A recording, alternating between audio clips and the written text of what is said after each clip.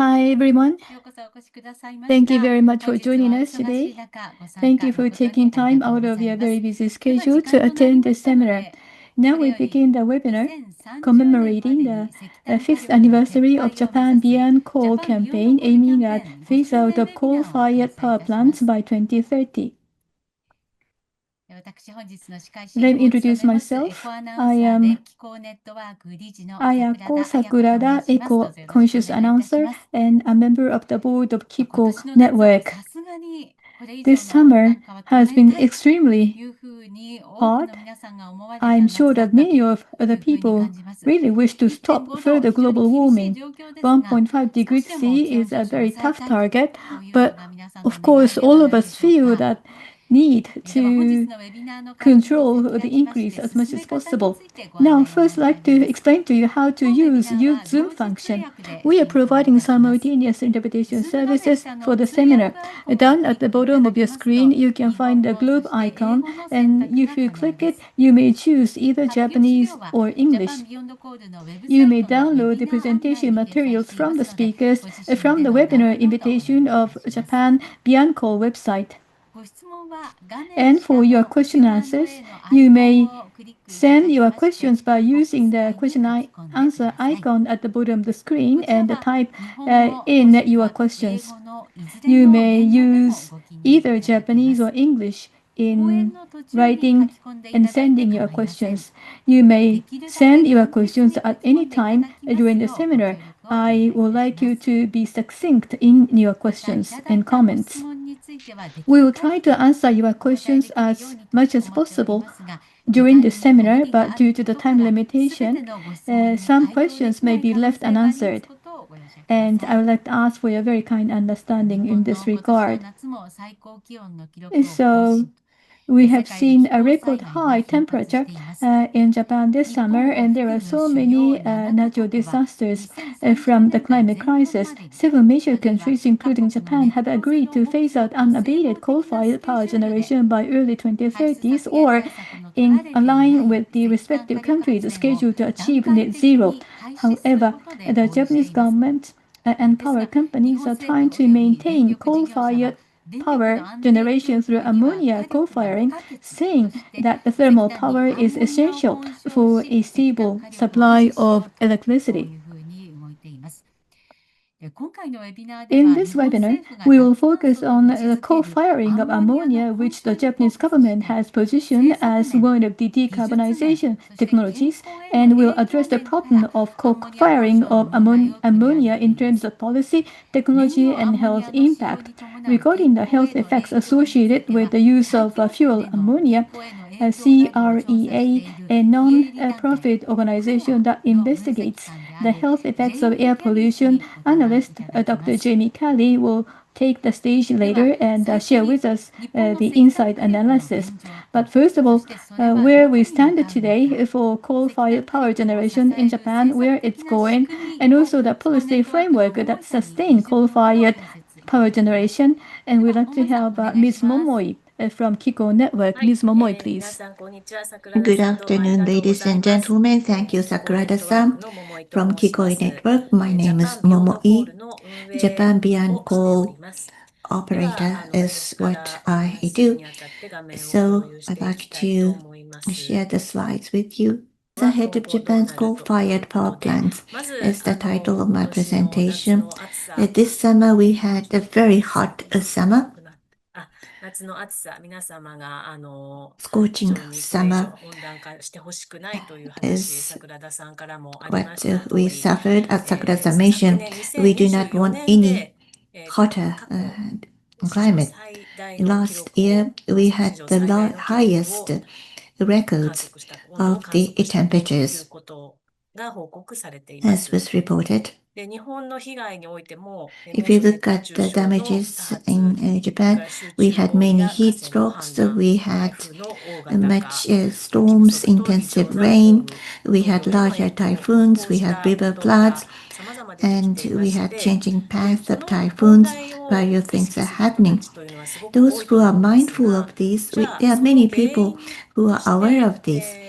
And then the question is, what is the cause of this? We emit CO2, and not much focus is on that aspect. But when it comes to climate change countermeasures, the top priority is to completely do away with the coal-fired power plant.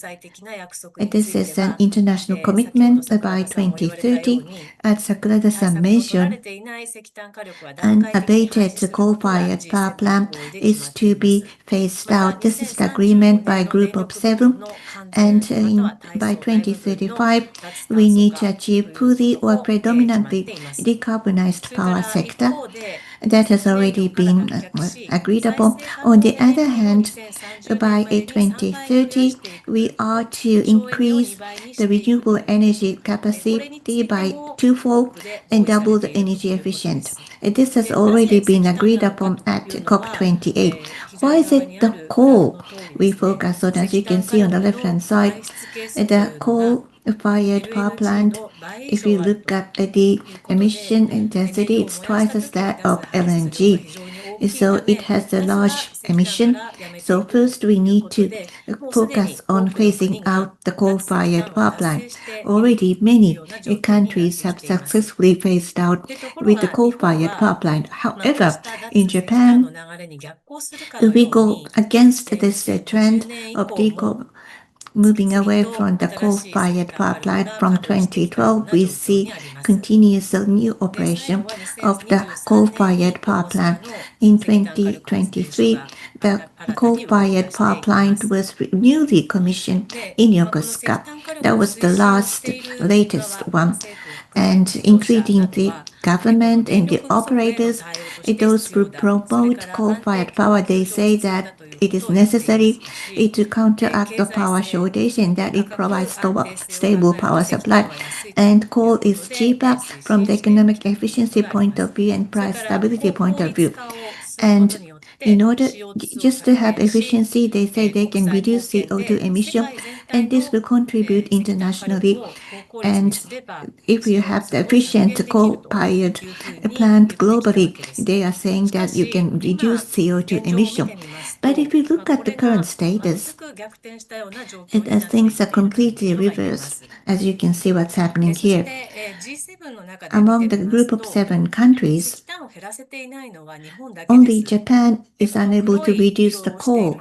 The black portion of the graph, you can see that Japan's portion of the coal is black.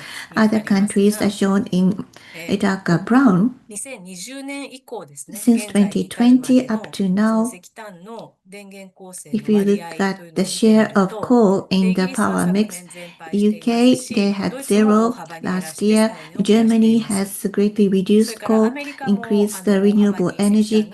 US also see a dramatic decline in the use of coal. In France and Canada, to start with, they had a small amount of coal-fired plants. And currently, they have no coal-fired plants.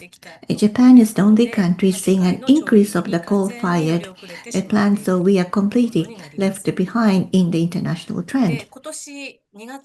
This year, in February, the 7th Strategic Energy Plan was approved by the Cabinet, and the positioning of the coal-fired power plant is that in the 6th strategic plan, it was mentioned that the coal-fired plant is an important power mix for the excellence in the supply stability and economic efficiency. But this wording was deleted from the 7th strategy, and the phase out of inefficient and coal-fired power plant is to be promoted and to introduce the high efficiency and zero emission technology such as ammonia co-firing, which is the topic for today.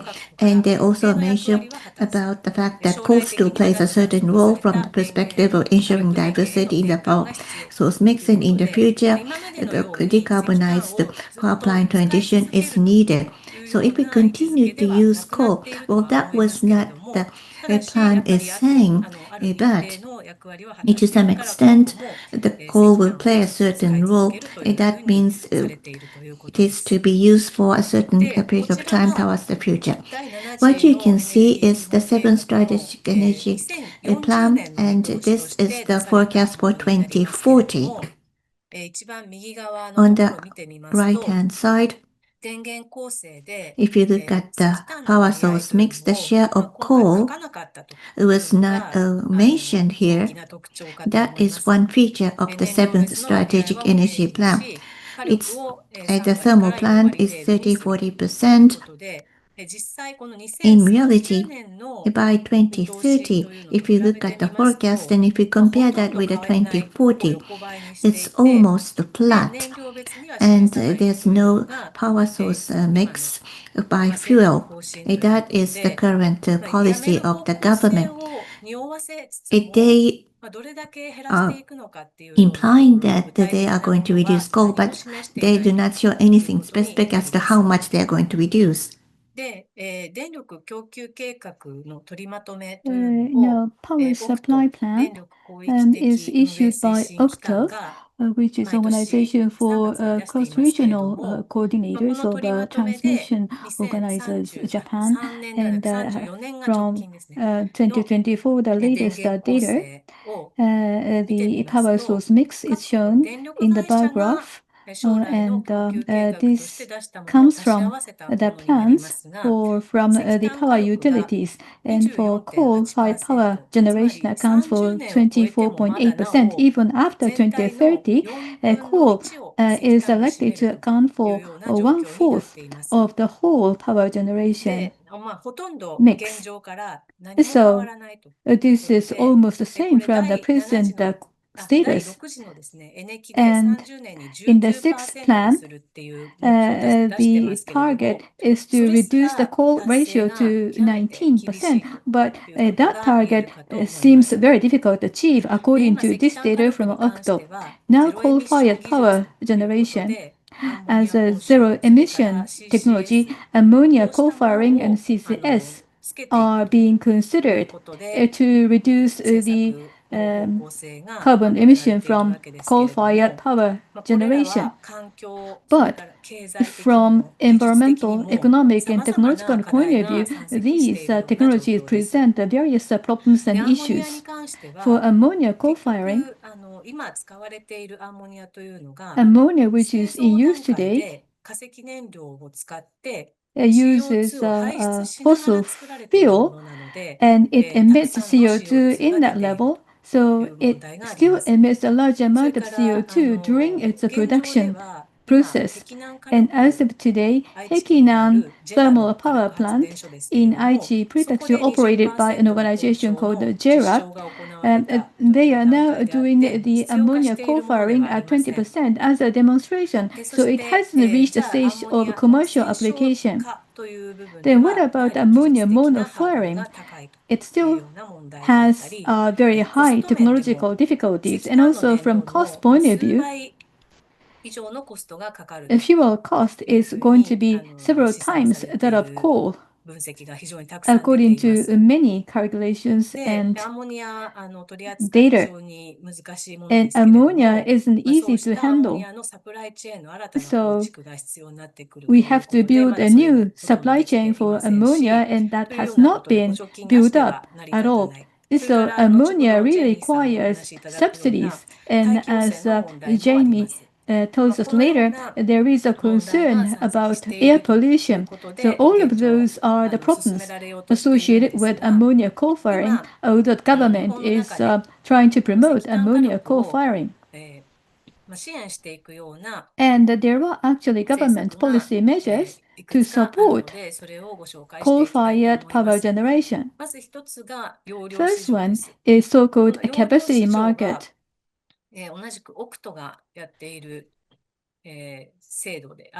This is again a new scheme operated by OCTO, and that was introduced in year 2020. And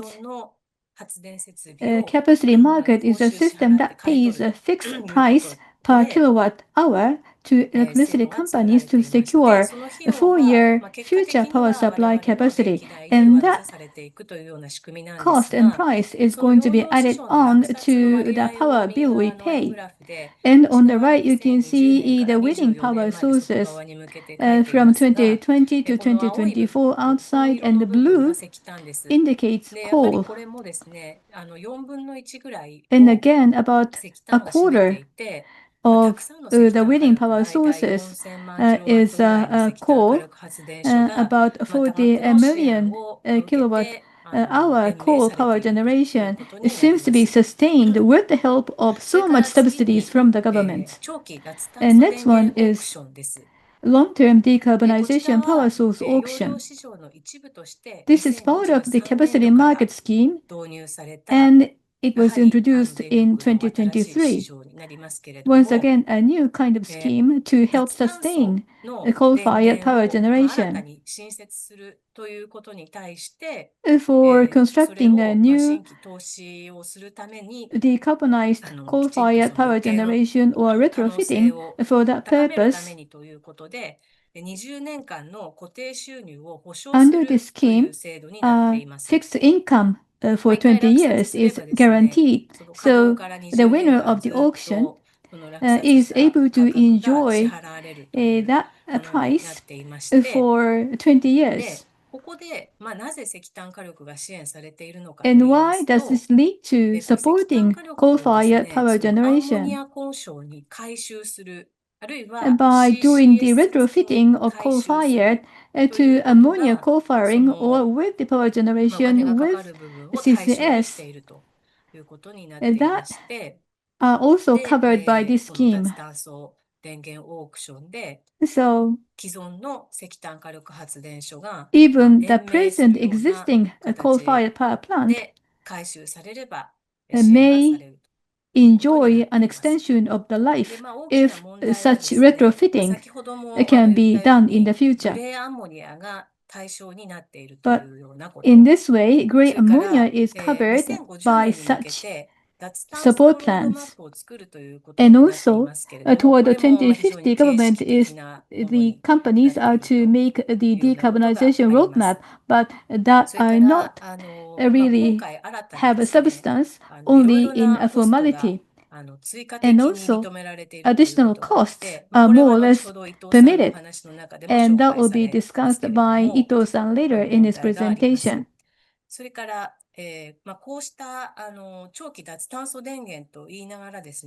Although it is named as long-term decarbonization power source, there has been no bidding for renewables. So LNG or coal-fired or nuclear power, those are given such subsidies under the auction scheme, and the renewables are not covered at all. And this distorts the competition in a healthy manner. And also, another scheme is the price gap compensation. This is based upon a new law, Hydrogen Society Promotion Act of 22 years ago. And actually, the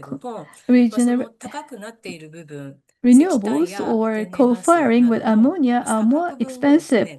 And that cost, additional cost, vis-a-vis the conventional thermal power generation, are subsidized or compensated for by the government. So this is quite away from a free market principles. Again, gray ammonia is covered by this support scheme. So, with the very limited CO2 reduction effect, for power utilities, such subsidies or support measures are given. And so, in summary, there are various government support measures which are sustaining coal-fired power plants on a long-term basis, unfortunately. So moving forward, 1.5 degrees target by 2030, we need to eliminate the use of coal. That is what we believe is necessary, but even coal share 19% in 2030, which is the target by the government, seems to be very difficult to achieve. And the word decarbonization is often uttered, but in reality, those government policies are not reducing CO2 emission, and also the prices are quite expensive. S plus 3E, especially 3Es, economy, environment, and energy security, those are the targets which have to be achieved simultaneously, and that has been one of the important pillars of the government policy measures for energy. But with the coal-fired power generation going on, none of these targets can be achieved. And actually, this challenge is uttered as trilemma. In a sense, this is a trade-off among important targets.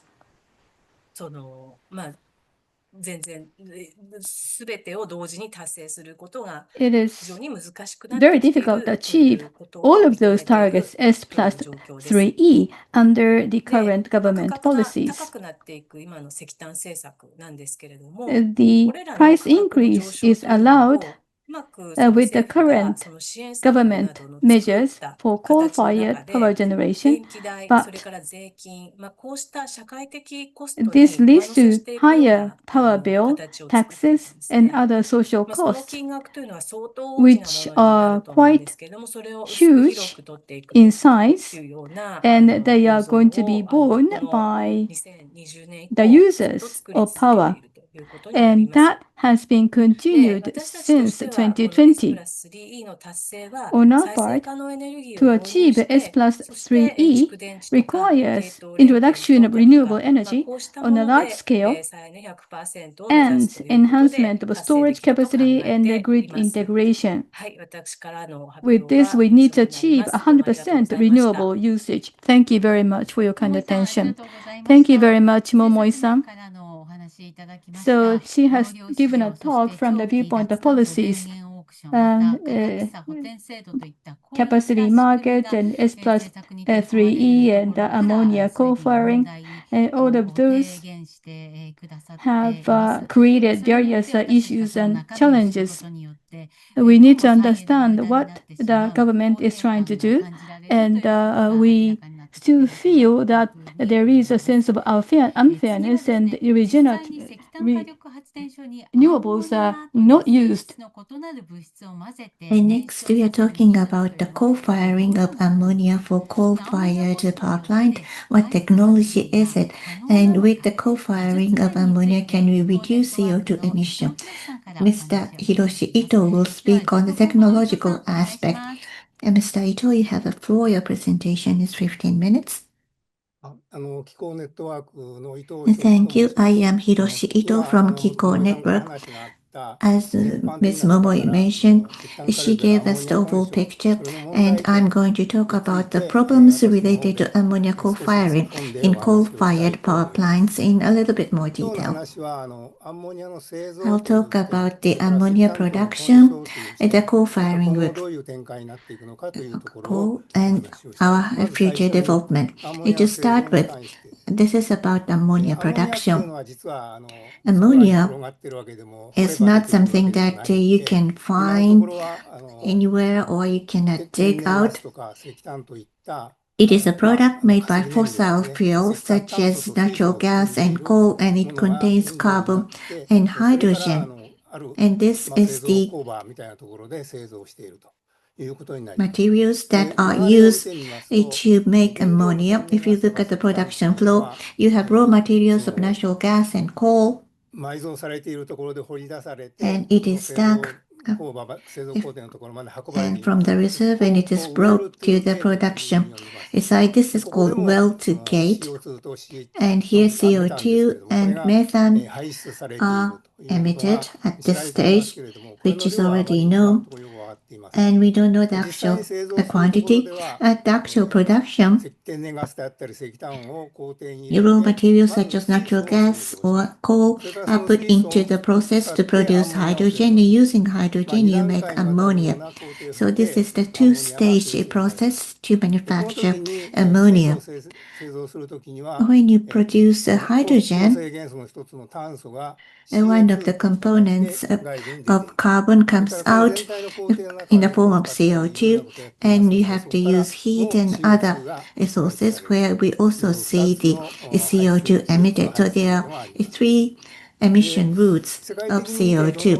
Globally speaking, if you look at the emission intensity, this is the data from April 2023 by IEA. On the left-hand side, you have the raw material of coal and natural gas. When we say without CCS, the CO2 and methane are emitted in the air. When we say partial capture, this refers to gray ammonia. Sorry, in case of natural gas, the CCS free one is called the gray ammonia. In the production process of the hydrogen, when you use CCS, that's a partial capture, or you can use that as a source or raw materials of other products. And then you have a CCS. We have a complete CCS, so that the emission from the process of production is to be reduced as much as possible, which is referred to as with CCS. When you add these two, they are referred to as blue ammonia.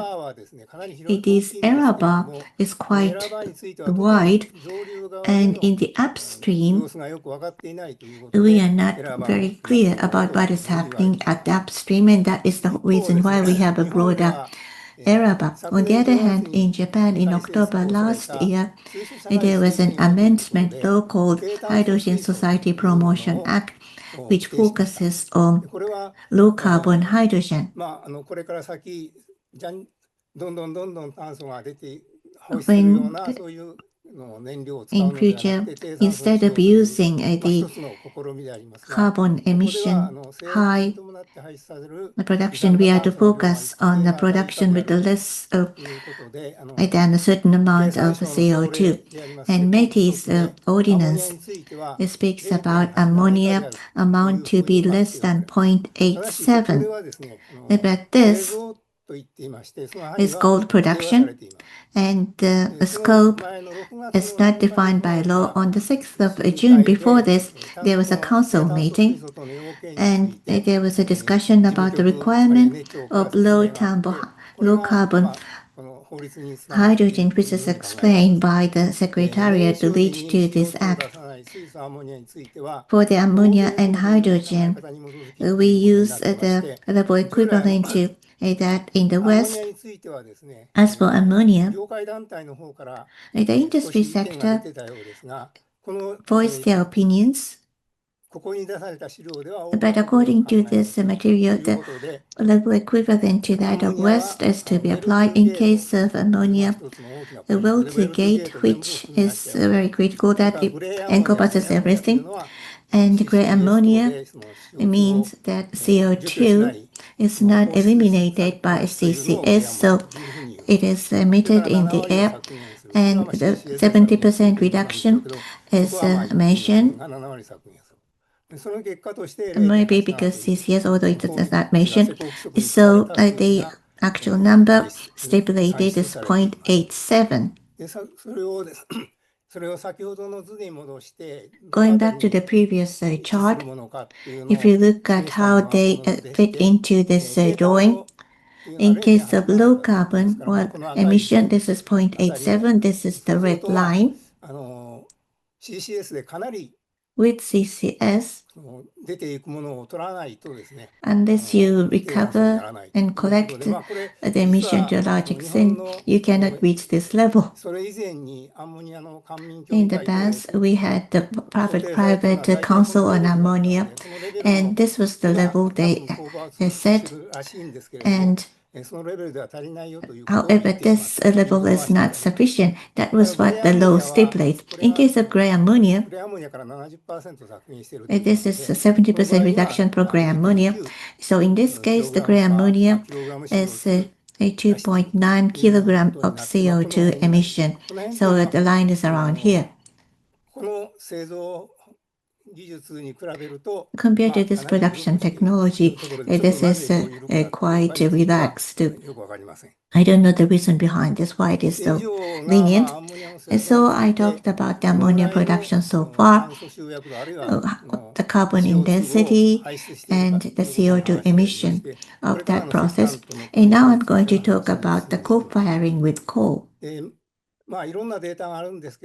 We have a variety of data available. If you look at the model coal-fired power plant, how much ammonia is used, what impact it has on emission, we have switched that. That 1 million kilowatt is the capacity of generation. USC, this is about 41% of thermal efficiency. 41% of the coal can be converted into thermal power, and capacity utilization rate at that time and even at this moment is around 17% for coal-fired power plant. With these assumptions, if you have an annual operation, then the total amount of power generation is 6.13 billion, that I hope you would remember. And if you have 100% coal-fired plant, then 2.06 million tons of coal is required. And if you fire that much of coal, then you would have 4.8 million tons of CO2. And when you have put 20% ammonia coal-fired, then you would have 20% less of coal, and CO2 emission is to be reduced by 20% down to 3.84 million. That's the reduction they are actually saying. But it means that 80% of the emission still remains. And the amount of ammonia used is 480,000. In Hekina, if you look at the unit 4, JERA is saying that 500,000 is required, so the number almost aligns with this. But if we look at carbon intensity, which is a problem here, then someone has to be responsible for this emission. And the coal-fired power plant, if we say it is their obligation, then although it is reduced to 3.84 million, actually 480,000 tons of emission is to be added as the total emission of the coal-fired power plant as a whole. That is our view. And if we put this into bars, as you can see here, in case of a coal-fired power plant, 4.8 million CO2 is emitted every year. If we have 20% reduction, it's down to 3.84 million.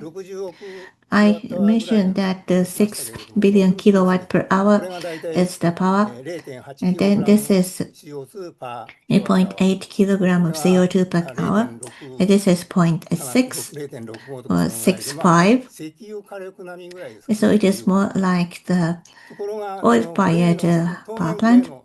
And for the moment, we only have gray ammonia available. And if we are to use that gray ammonia, if you use 480,000 ammonia, then this will go up to 1.39. So it's higher than 4.8. And if we are to use CCS to go to the level of 0.87, still, with this power generation, you would have an emission of 420,000. Therefore, if you cannot go to low carbon emission, then in the immediate future there will be an increase. Although we see some reduction, still we have 80% of coal-fired emission. That's the message. And when we calculated this to be 50% of coal-firing, then you would have a reduction to 2.4 million. And then it is more or less like the current LNG fired power plant in terms of the emission factor. However, in the production of ammonia, you have a huge amount of CO2 and methane emitted. So even with the coal firing 50%, if we had to use gray ammonia, I think it's better not to. And if you would go down to the low carbon, then you still have 1,050,000 that you have to be responsible for.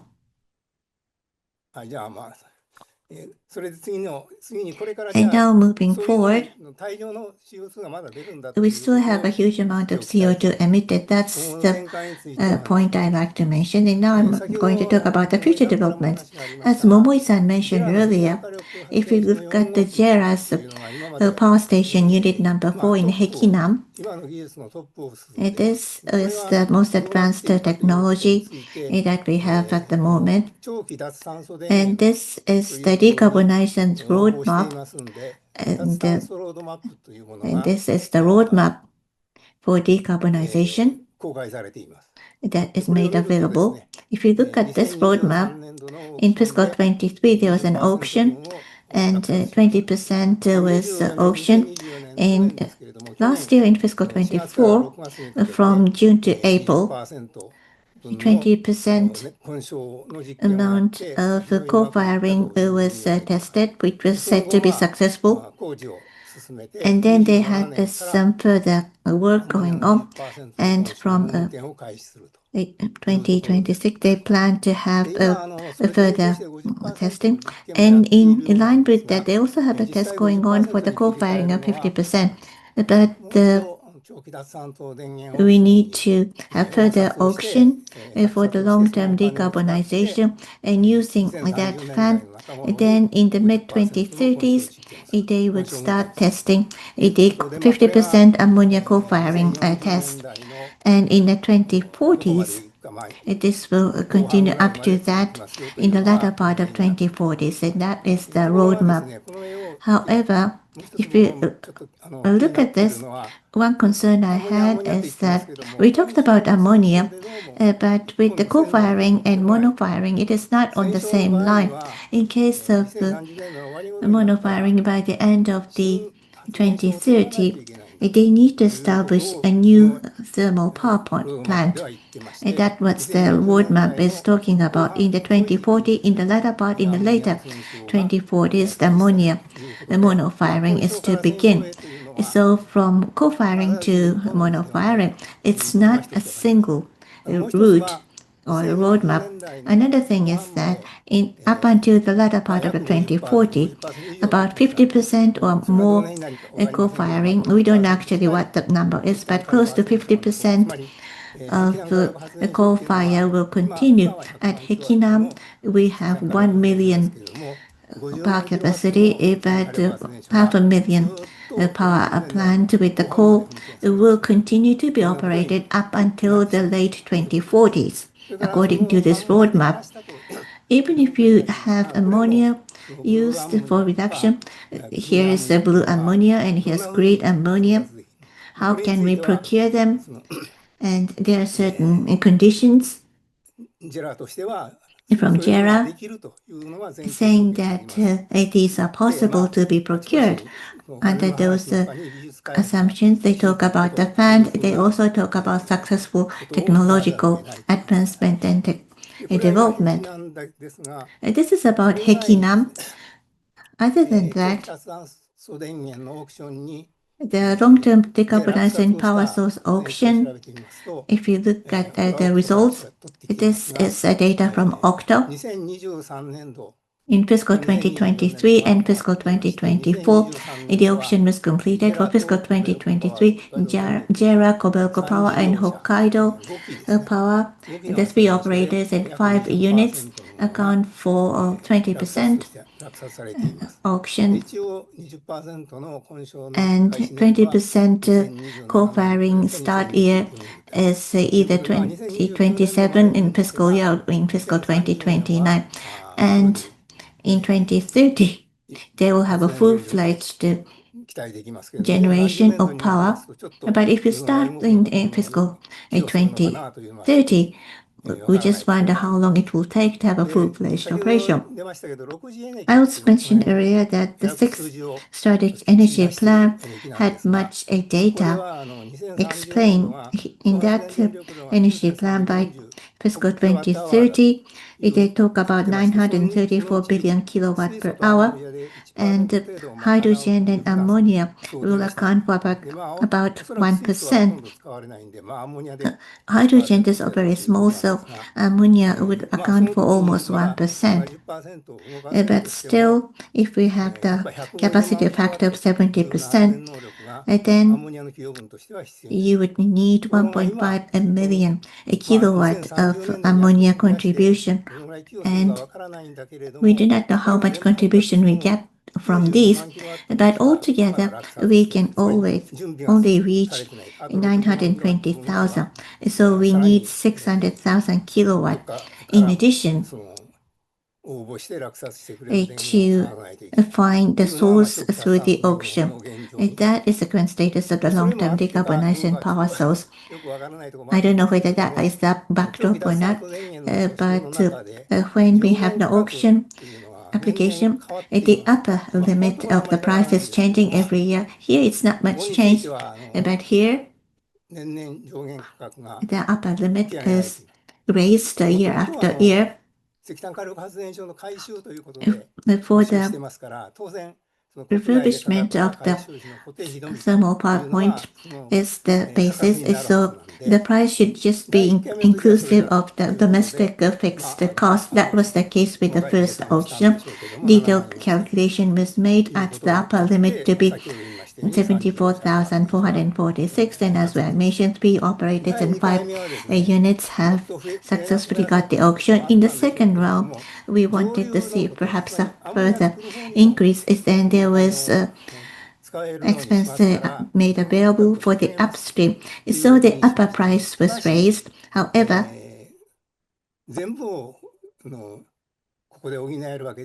not everything can be financed here. The threshold is 100,000 yen, and that was set for the second round of auction.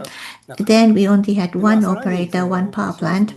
To solicit further participation in auction for this fiscal year, we also include the fuel price difference and facility utilization. So ammonia-related costs are now allowed here. It looks quite generous from my perspective. I do not know whether there's enough basis for that, which needs to be validated. On the 3rd of September, the terms and conditions were made available, and the upper price was set at 378,807 kilowatts per hour, which is a huge amount.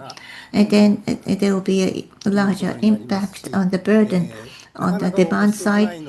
And the reason why people do not participate in the auction is it's not just the cost, but the actual feasibility is something that made people hesitant to take part in the auction. That is my view. Other than this, as I mentioned about the Hekinam unit number 4, how are we going to move ahead with the co-firing or mono-firing? And if you look at the data from Energy Agency, you have several challenges, as you can see here. First of all, you need to extend the life of the existing thermal power plant. For example, in the plant station 4 of Hekinam, in the coal-fired power plant, if you have to promote the coal-firing on ammonia, there are various aspects And putting aside the detailed technology, when coal, ammonia, and air, they are mixed together using a single burner. This is a coal-firing burner. And whether that is actually usable is the first question. And then if we have a mono-firing burner that separates coal from ammonia, if we are to use different dedicated burners, and then altogether in the boiler, you are to see the actual co-firing ratio. And so it's possible to use the dedicated burner. Which one is better? The discussion is still not yet finalized. Although technology for each is available, the manufacturer is saying that, but it takes some more time for putting that into practice. And in case of Hekinan, they're talking about the construction of a new plant. Some people say it would be better to have a new plant, because if we are to just use ammonia gas without using coal, then the LNG coal-fired, LNG-fired power plant, you can use gas turbine to burn the ammonia for power generation, or you can use the waste heat from that to operate the boiler. This is a combined cycle. This is another possibility, but we need further R&D with a completely different technology. So there are many technological challenges, although we are trying to move ahead. The amount of ammonia in the thermal power plant, you have to go through a very complicated technological development, but rather than looking into this, I think we need to develop ammonia in the areas where there's no alternative technologies available. And for the application of the thermal power plant, we are delaying the use of other technologies, particularly the use of renewable energy. So my conclusion is by 2030, the coal-firing of 20%, if that begins, 80% of the coal still remains. So the reduction amount is limited. Even after 2030, we will continue to use coal. And if the Hekinan's roadmap is right, then until the mid of 2040, around 50% or close to 60% of coal will still remain. So 1 million tons may not be there, but 500,000 coal-fired power plant capacity will still remain. As Momoe-san mentioned, when it comes to 1.5C target, the coal-fired power plant reduction and phase out is the top priority, but the pace that we're looking at is much slower than what we can achieve. So at the time of production, CCUS utilization is assumed, but it takes time to make that practice, and in the meantime, CO2 will continue to be emitted. And we also need to look at the upstream measures. Finally, we know how much is emitted, so we need measures to contain that. And in reality, we are talking about not having the CO2 emitted during the combustion, but the production site will have the emission continued. And because this is a product, we will have energy consumption for production as well as for the transportation. And that energy is coming out from the fossil fuel, so this is not a decarbonization. And another thing is that there will be higher additional costs. As Momoe-san explained, there are some support measures available, but still the renewable energy will be quite expensive.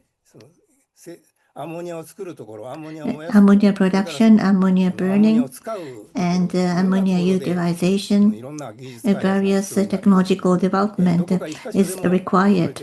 But if we fail in even a single one of these attempts, then the supply chain itself as a whole may fail. So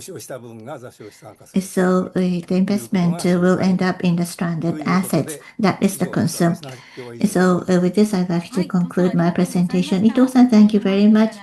The roadmap has shown us about our future in detail. Thank you. So ammonia is a CO2-free at combustion, but there are various concerns concerning its air pollution. In the regard, the expert on the research of energy and air pollution, Dr. Jamie Kelly, is going to speak for about 20 minutes. As he is going to deliver his presentation in English, some of you may want to utilize Japanese audio. Now, Dr. Kelly, you have the floor. Hello, everybody. Thank you so much for the invitation to speak today to share our research and perspective on the impacts of ammonia co-firing and air pollution. So I work at the Centre for Research on Energy and Clean Air, otherwise known as CREA. We are a research NGO focusing on energy and air pollution. We are a remote organisation with around 25 staff, mostly across Asia and Europe.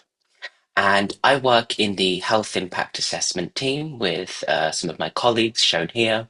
And our primary role is to reveal how fossil fuels and different energy sources impact air pollution and how that has a knock-on effect to both public health and the economy. So the impacts of air pollution on human health have been established through decades of scientific literature. Air pollution affects nearly all of the major organs and systems of the human body. It affects the cardiovascular system, the respiratory system, the lungs, the heart, and the brain. And at a global scale, air pollution has devastating impacts on our lives. So around 90% of the global population breathes air that exceeds the safe guidelines set out by the World Health Organization. And because of this, it leads to huge impacts. This includes almost 2 billion work days lost, 8 million people dying, 2 million new cases of childhood asthma. And many of these impacts have a knock-on effect to the economy. These health impacts lead to costs associated with medication, healthcare, the loss of life, and also the loss of income. And when we add up all of these impacts over the whole world, the total economic cost reaches over $8 trillion each year. And these impacts are felt both in Japan as well as globally. Exposure to fine particles, or PM2.5, it leads to around 43,000 deaths in Japan every single year. And this is through a variety of diseases, but most importantly, chronic obstructive pulmonary disease. Now, air pollution originates from many different sources, both from humans as well as natural sources. Some of their important sources are shown on this slide. One interesting source, and that's relevant for this discussion today, is actually agriculture.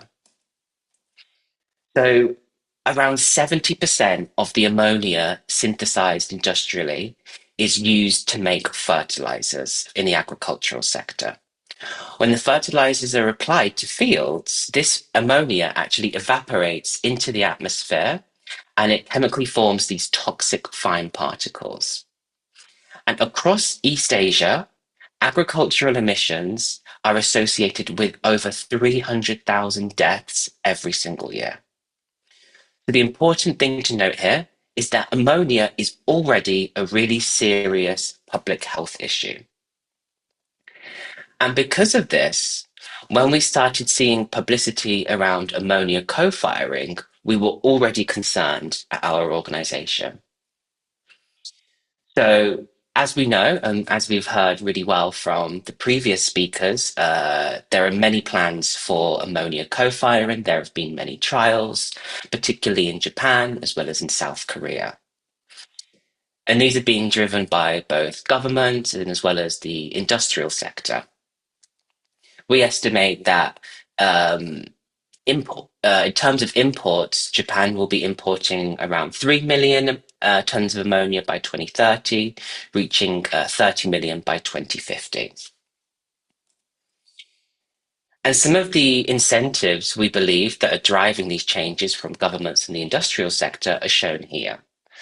So by proposing this new technology, it actually extends the lifetime of coal, as well as the jobs, and as well as the power sector.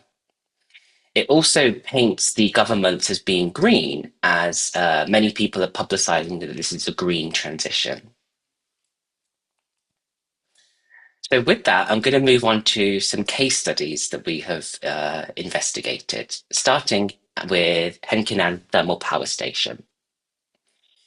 So we were assessing one of the units that was undergoing the trials for ammonia coal co-firing, and we assessed how this transition from purely coal to ammonia co-firing is going to affect the emissions of toxic gases and particles into the atmosphere.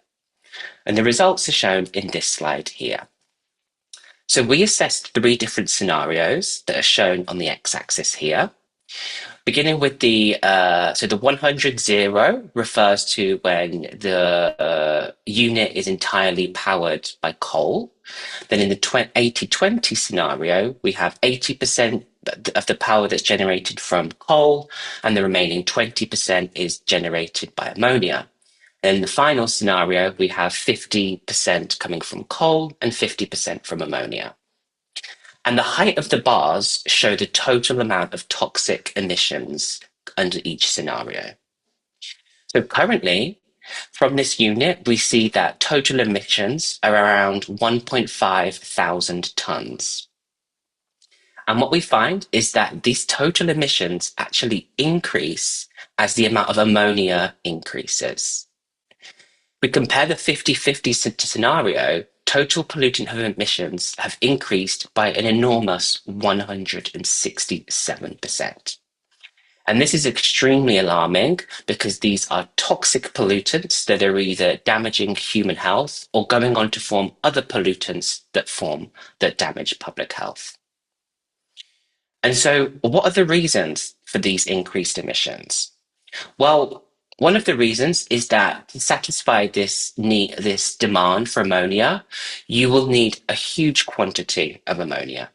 So energy has a relatively low calorific value. There's not a huge amount of energy in it, which means to power a thermal power station, you need a huge quantity. And that means that even if just a small amount of this ammonia escapes into the atmosphere, it's a huge quantity. And we found that we think that it's the shipping of the fuel, as well as the combustion of the fuel, which are going to lead to these significant increases in ammonia emissions. And so our research had showed that there's likely going to be an increase in pollutant emissions. And this gave us a really cause for concern. And this cause for concern is actually corroborated by independent academic literature. So this research by Liu et al. In 2018 looked at the health impacts of the ammonia energy transition in the Kanto region. And they explored a scenario where 20% of the energy demand was going to be met by ammonia. And this energy transition was associated with an increase in PM 2.5 concentrations, as well as an increase in premature deaths of 350. And so our cause for concern about ammonia co-firing, the impacts on air pollution, as well as human health, are established by both our own research as well as the academic literature. And so we were also curious to see how this plays out in other regions around the world. And so we did a study on the impacts of emissions in South Korea. We used the government targets of ammonia co-firing across a range of different units, and we found that total pollutant emissions are likely going to increase between 40% and 80% at the points of these sources. And the important thing to note here is that this research is suggesting that the transition from coal to ammonia is going to lead to health impacts wherever it's being implemented, whether it's Japan, South Korea, or other countries around the world. And so The air quality impacts are not the only issue here. There are many other potential issues with this energy transition, and some of them are shown in this slide here. So firstly, the climate impacts. Well, it's true that when you burn ammonia at a power station, there's likely going to be no release of carbon dioxide. However, the production of this ammonia currently is mostly done by burning fossil fuels. So actually, under the current situation, the production of ammonia is a huge source of carbon dioxide and greenhouse gas emissions. Secondly, the economic cost. There's research out there that is suggesting that actually this source of energy is even more costlier than both other fossil fuels, as well as clean, renewable sources of energy. And it's really important to note here that clean, renewable sources of energy, such as wind and solar, have zero health impacts in terms of air pollution.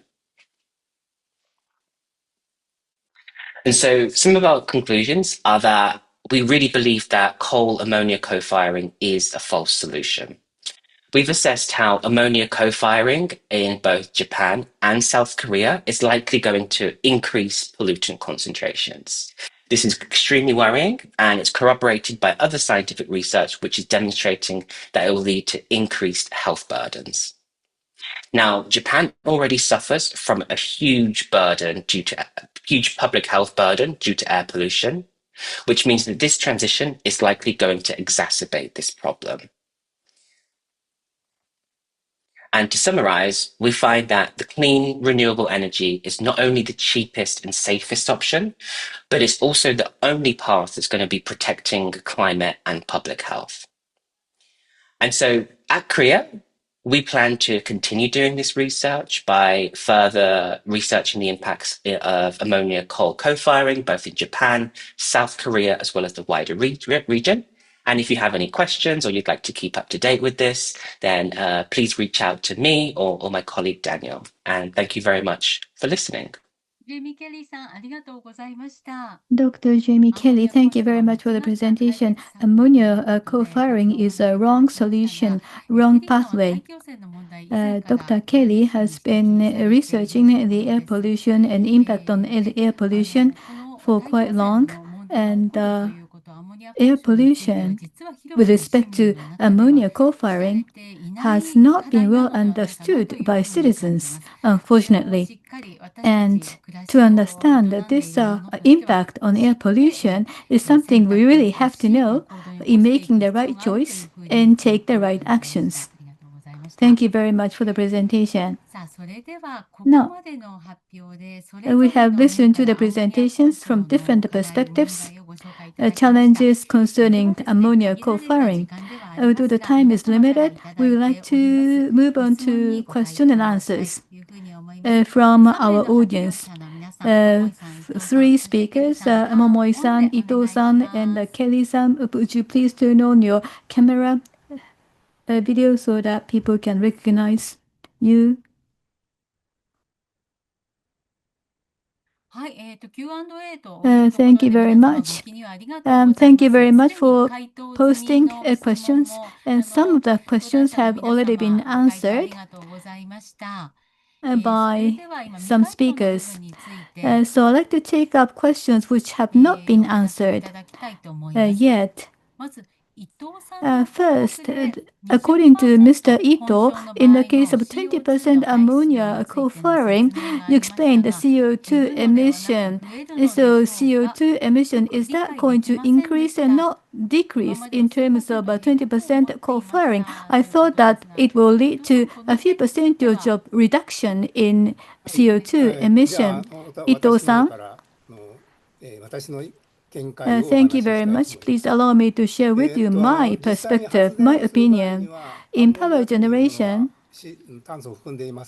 ammonia doesn't include the carbon, and so CO2 emission from power generation is reduced at the time of 20% co-firing, 20% reduction at the time of power generation. But to produce ammonia, as I mentioned at the outset, requires fossil fuel as a source.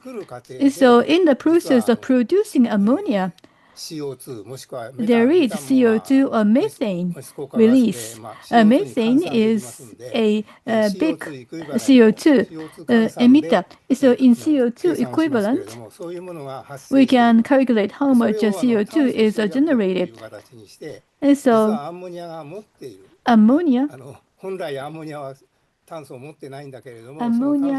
doesn't include carbon, but in terms of carbon intensity, ammonia power generation is actually leading to the production of CO2. So that's how I believe the situation is going to be. And then it depends upon the size of carbon intensity. So according to my estimate, I followed the government logic of using low carbon ammonia and also another scenario, gray ammonia usage. Two different scenarios. In the case of gray ammonia use, there will be more CO2 production than emission avoidance. So 4.8 million tons, more than that, CO2 would be emitted. In the case of gray ammonia, in the case of low carbon ammonia, if that is realized, I showed you a figure of about 0.87. In that case, if you use 480,000 ammonia, it will be like 420,000 tons ammonia, and actually there will be the production of ammonia of 42,000 tons. Thank you very much. So carbon intensity is an important indicator to compare. So it shouldn't be a greenwashing. We have to see how much impact is to be given on the atmosphere by looking at the carbon intensity as an indicator. Let us move on. Thank you. Let me move on to the next question. Yes, I will answer this. Number one, Jamie mentioned this, that in Korea, there are some tests going on for the ammonia co-firing, but Japan, I think, is the most advanced, as some people say. And in the West, the use of ammonia is not much frequent in the West. I don't think any country is doing this, but recently in Asia, Japan is appealing on this to Asia. So there may be some Asian countries who will tackle this ammonia co-firing, and if so, that will be applying the Japanese technology of ammonia co-firing in Asia. In the West, I mentioned that almost no country is doing the ammonia co-firing. That's because of the intensity, carbon intensity, the supply chain related issue. If you look at the supply chain as a whole, then you have the CO2 emission. You're only focusing on the combustion aspect of not emitting CO2, saying that it is zero emission or decarbonization, which is questioned, and it is said that it is a wash as it is being criticized. Thank you. With that answer question, yes, thank you very much. Next, ammonia co-firing. NOx and SOx emission will not increase because the temperature of combustion can be adjusted at the time of ammonia co-firing. Am I wrong? Last year, IHI, Ishikawajima Harima Industries, and JERA, which is a burner manufacturer, these two organizations jointly published data. And in July, the data was carried in NEDO's report. And after various adjustments of temperature, there is no increase in NOx. But for SOx, with the decrease of coal, it decreases, as Jeremy-san showed. For ammonia, As Jeremy-san mentioned today, for ammonia, there are various questions, and I have doubt, and I'm not really sure whether it will contribute to reduction. I think we need to do a long-term experiment of a long-term combustion of ammonia. Thank you very much. The next question, I think Jamie is trying to answer. Perhaps you can speak to this question. NOx elimination facilities use, in some cases, ammonia. That's what I heard. And how much NOx is emitted in the air? Do you have any data to see, or how much that is remain?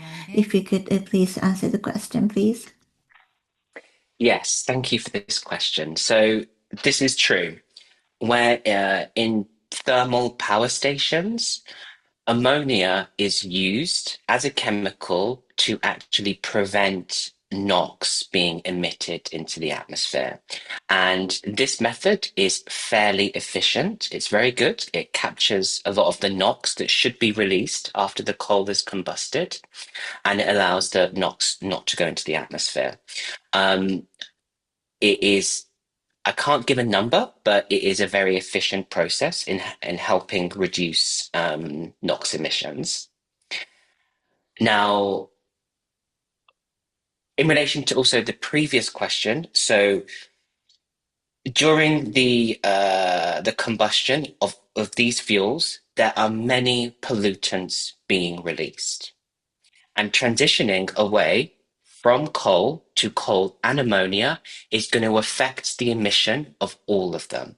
And so it's very important that we consider all of them and that we don't just point to a single one, because it is the sum of their emissions that lead to the ultimate impact on human health. Now, we have seen some of the results of the experiments by JERA at Heikkinen Thermal Power Station, and they paid a lot of attention to describing how emissions of SO2 and NOx are going to be affected by this transition. We saw in those documents, in those experiments, both increases and decreases, depending on temperature and many other factors. So it looks like NOx and SOx could be controlled. What they did not include was any assessment of how ammonia emissions are going to be impacted. And as you can see from our results, that it's actually the emissions of ammonia which are going to increase dramatically. So the most important thing here is in terms of air quality, is to think about all of these pollutants, and not just about the point of combustion, but also about how the fuel is created and how it's transported, because there's going to be emissions throughout this whole life cycle. はい、ありがとうございました。NOx、窒素酸化物、そして SOx、硫黄酸化物といったこと。Thank you very much. NOx, SOx, and sulfur oxides, they could have a variety of impact, and we need to look at all of them. Thank you very much for the response. One more question. I think this is the last question. This is a question to Dr. Kelly. According to the research you referred to, in Japan, with the 20% ammonia coal-firing, PM2.5 release increases, leading to 350 more deaths per year. There are other research or data that predicts health impacts other than the number of deaths. For instance, the number of people who suffer from after effect, the number of people who require hospitalization. When I want to explain the things of impact to people, I like to have other data as well. Yes, that's completely right. So that study showed that PM2.5, or fine particles, is going to increase. This pollutant is associated with a huge number of different health impacts, and that study only presented the number of premature deaths, and that's 345. That is already very severe. It's an additional 345 people dying every single year.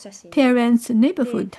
日本も最近すごく And 暑 in くなって Japan, きています。 it's been so hot こちらはこの as we've 間 been feeling. NHK の番組で This is from the 2100年の天気 program 予報 on っていう NHK のが broadcasting station, まあ and this is the 予報 weather の forecast 番 for 組だったんですけど、 2100 100 years. If CO2 emission continues unabated, this is the level of air temperature in summertime in 2100. And the hottest in this is Nagoya, where I live. And it's going to be October from tomorrow, but now, even today, in Nagoya, we have temperature over 30 degrees C, and my family in Japan suffer from heat strokes too.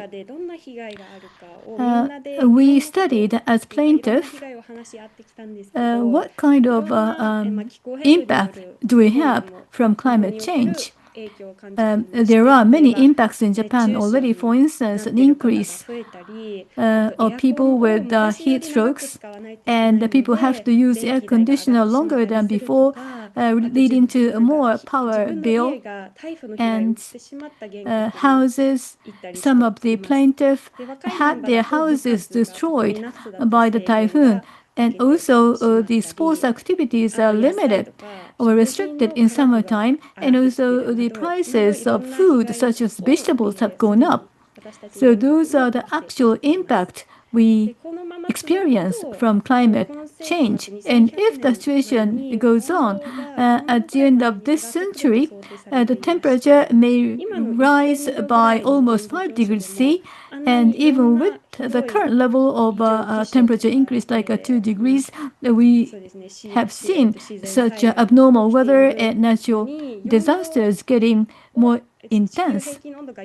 So the global average temperature increases by 4.5 degrees C.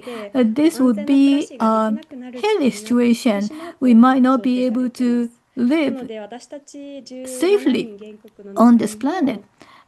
We have 17 people, young people, as plaintiffs, and many of my colleagues have a worry and anxiety of climate change.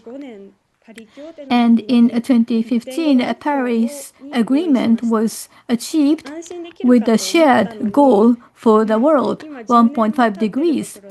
But now, 10 years down the road, even today, CO2 emission is increasing around the world. Under these circumstances, and also with respect to the tipping point, where the global crisis reaches the point of no return, this tipping point is drawing nearer. And we decided to look for what we can do. And on that occasion, we carried out an environment preservation parade, and we met politicians. For instance, this is Governor Omura and Mayor Kawamura at the time, and the Environmental Bureau of Aichi Prefecture governments. And Mayor Kawamura does not believe in global warming, and I felt there was a limitation to what we could do in this way. And our leader, Ms. Asaoka, the lawyer, suggested that we might take this matter to a court. And this young people climate litigation is something as follows.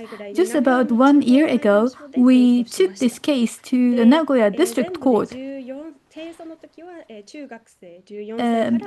14 years old to 29 years old from whole of the country got together as plaintiff. We sued 10 major thermal power companies in Japan. JERA is one of them, and various power utilities from this country. And those defendants put together account for almost 33% of CO2 emission of the whole of this country. So they carry an extremely heavy responsibility.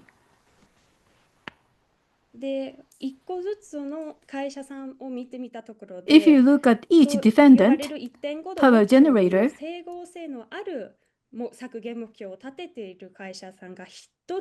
none of them have the reduction target which is in line with the global commitments. And there are many of them who have no target of CO2 reduction. When I saw this, I really felt a deep sense of concern and crisis. We, the young generation, are going to be most affected by climate change. And because of this, we have to be vocal and stand up in order to protect the lives of babies who are just born and those born in 2020 are going to be more seriously affected by their older generations. Today, there are successful climate litigations around the world, and we believe that we can accomplish this in Japan too, and I believe that we can be successful. We will be successful. So 17 young people are now working in this lawsuit against the power generators. And this last month, the fourth oral hearing finished, and next one is going to be in a weekday on January the 8th in Nagoya District Court. We are going to have the oral hearing, and I hope you are going to show up and fill up the courtroom to encourage and support us. Law and litigation is, after all, about people. People are the players, and how many people are going to show up in the courtroom to support us is a very important factor. And the courtroom is very big, 100 seats. Because of the support from the people in the gallery, we have been successful in the oral hearing so far, and for the next hearing, I really want to show to the society that this is a very important case. And 17 young people began this litigation, but all of us in Japan are affected by climate change. So all of us living in Japan, I think, should have regard ourselves like plaintiff of this litigation. So let's stand up together. I have forgotten to mention one important thing. What we want to achieve is that it's not anything radical that we should stop fossil fuel power generation from tomorrow. That's too idealistic.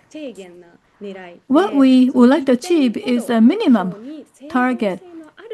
We would like to make the power generators to reduce emissions at the rate and level consistent with the international commitment, that is 1.5 degree target. That is the target we are trying to achieve through this litigation. So with the help of law,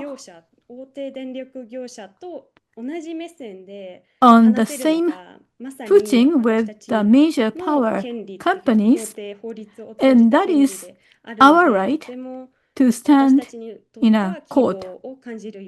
And this has been an activity which gives us a sense of hope. I have spoken a bit longer than I was supposed to do, but please support us. We have Instagram and Facebook, and we do have a website also. So please be followers. And please come and show up in the courtroom to support us. Thank you very much, Catherine-san. Speakers, would you please turn on your video? Jamie-san and Kathleen-san, Ito-san, all of you, please turn on your video. The young people are working in a very positive feeling, and I hope that many of you are going to go to the courtroom on the fifth hearing. Everyone, thank you very much for being with us till the end of the program. And Japan Beyond Coal will continue to work on the phase out of coal-fired power generation, and also we will continue to provide various information and present various issues to move step forward in the renewable energy transition. And you may also fill out the questionnaire in order for us to improve upon our activities. It's not easy to choose the better future, but it's not impossible. We need to make the future of our children something very sustainable. Thank you very much.